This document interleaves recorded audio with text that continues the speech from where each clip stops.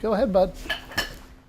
Kent School's 6th grader Max is just hanging around at home after a day of in-person learning. Crucial classroom time for Max, who's nonverbal autistic and has epilepsy. You want to show him climbing on the wall? The wall?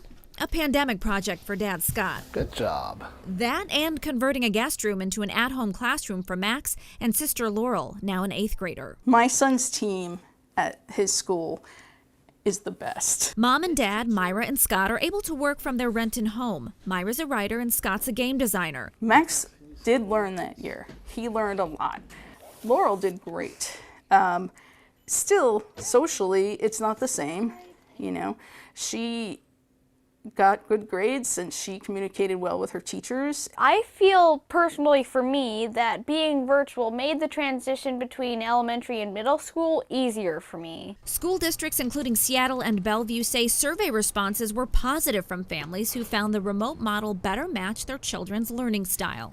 Kent School District is planning to launch an online school this fall, one that's different than the remote and hybrid models used during COVID closures. In 2020, Tacoma Public Schools opened Tacoma Online, answering the call from students and families for at-home learning while others returned in person. It has about 1,600 K-12 students enrolled.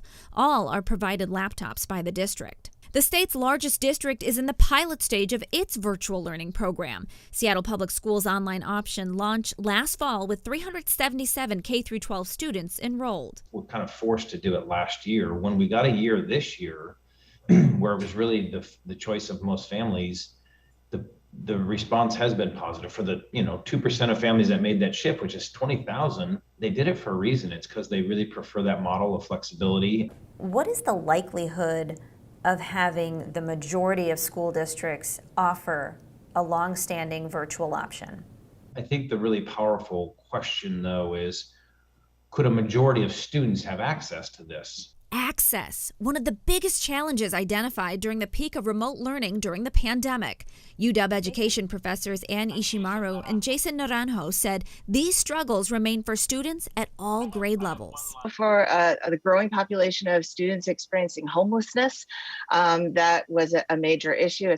We all know the saying that one day everything's going to be digital, we'll be paperless. Will we ever see something like that for K-12 systems? I think what excites me about ways that we interact with digital technologies is the way in which we can harness those technologies to make our schools better places and more inclusive places. Do you want to make a different shape?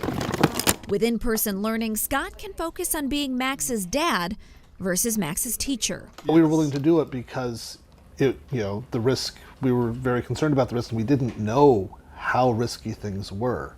With the health risks going down, Scott and Myra are confident their kids can learn in person safely, while knowing virtual learning at home is possible and available. A horse. Good job. High five.